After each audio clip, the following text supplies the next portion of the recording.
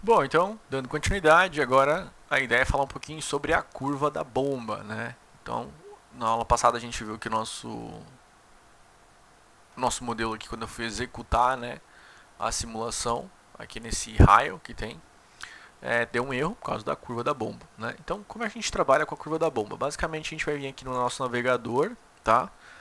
Eu já expliquei sobre essa janelinha aqui, é o navegador, né? Ele tem dados e mapa, aqui a gente coloca a legenda, enfim, nos nós e nos trechos, isso vai ser na simulação dinâmica, vou falar um pouco mais pra frente. Mas enfim, nós vamos em dados, né? E vamos aqui na parte de curvas. Se eu olhar aqui bombas, eu não confundo, já tem no nó 10, né? Que na verdade é um trecho, né? Bomba é um trecho, então trecho 10, tá? Ela já está lá. Mas a gente vai colocar uma curva de bomba, então é em curvas mesmo, tá? Então eu entrei em curvas. Eu vou vir aqui no manual do EPANET para vocês visualizarem onde é que isso é comentado, porque depois vocês podem olhar com mais calma. Deixa eu procurar aqui. Aqui, tá? Então aqui tem a parte da curva da bomba, né? Então o que ele está falando nessa parte? Você vai vir em curvas aqui no navegador, em dados, e vai vir aqui, ó. Deixa eu ver se ele aparece aqui.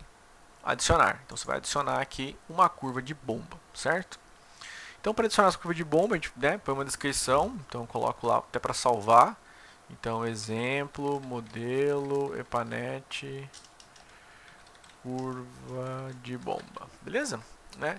Então você pode inserir a equação, na verdade o ideal é você inserir, né, os pontos, né, para ele gerar a equação para você, né? Então, por exemplo, a curva dessa bomba que a gente vai trabalhar, ela trabalha com vazão 0, vazão 60 e vazão 90, para uma carga de 50 a 0, 60 a 45 e 90 a 35, então ele gera a curva da bomba equação. Lembrando, né, a curva da bomba, em função de uma altura manométrica, há uma vazão de recalque aí que ela trabalha, né? E o perfil de curvas de bomba, né, tem esse perfil aqui. Quanto maior a carga, menor a vazão, aumenta a vazão, vai diminuindo a carga, tá? Então a gente vai lá e salva, né? Então eu tinha aqui uma curva já salva. Vou salvar como 2 aqui para esse exercício, né? Tá? Então tá salvo lá essa curva, você pode ter várias curvas de bomba, né? E trabalhar a cada hora com uma curva específica que você está utilizando, certo? Então dei OK, eu vou aqui na minha bomba, né? Curva da bomba 1, então é a curva 1, né? Se eu colocar 0 aqui, por exemplo, sei lá, 12, né? Ele provavelmente vai me dar um erro, acredito, vamos ver.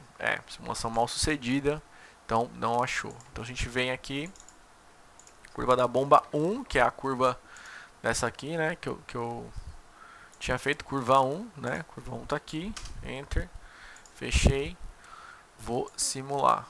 Então, simulação bem sucedida, tá? Então, significa que, a priori, do ponto de vista de entrada de dados, né, eu consigo calcular, aí gerar a informação com esses dados aí, enfim, consigo simular exatamente, né?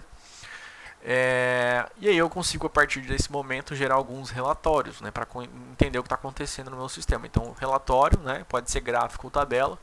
Então, uma tabela, por exemplo, eu posso ir lá em nós ou trechos, né? Vamos trabalhar com trechos aqui. Coluna, eu quero saber vazão, velocidade e perda de carga, né? Vou tirar as outras do estado que posso tirar também. Né? Então vou dar um OK e gerei meu relatório, né? Então tem um relatório aqui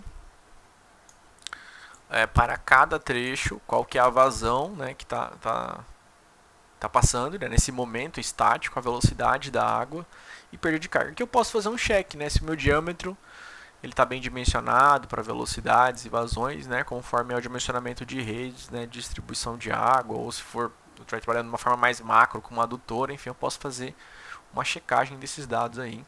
É óbvio ainda que eu posso trabalhar com o LensNet, com o próprio software da Federal da Paraíba para dimensionar esse sistema, enfim. Posso trabalhar com o código aberto do EPANET, então você pode criar rotinas aqui, inserir algoritmos para atender a sua demanda. Mas assim, a priori, né, o que você consegue é gerar esses relatórios, né? Esse relatório pode ser em forma de gráfico também, né?